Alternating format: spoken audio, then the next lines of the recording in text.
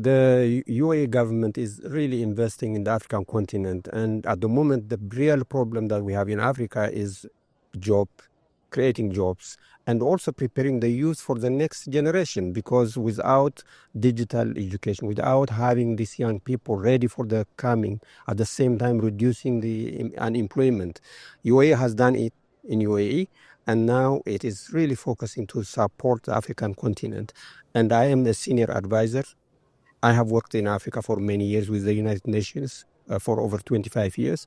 So I know most of the governments, and I am recruited here to help the UAE government so that we expand digital education in Africa. Well, as we speak, for example, we have 5 ministers here from Africa, from the ministers of education. And we just launched yesterday with UAE on skills development for Africa, because it's not only the education, but you also need to do the skills.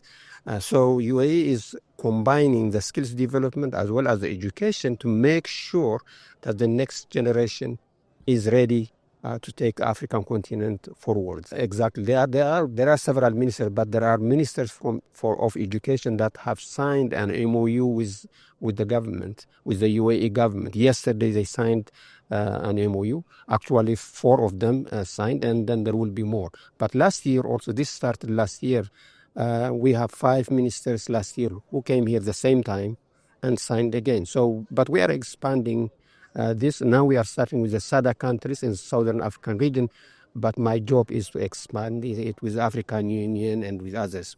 Already we have more than 10 countries signed, but our objective is to really cover the continent, and also to bring in the African Union and align the strategy with the African Union. This is memorandum of understanding, because if you don't have a partnership framework, so it forms a partnership framework for us to work together on a longer term, because education is not simple.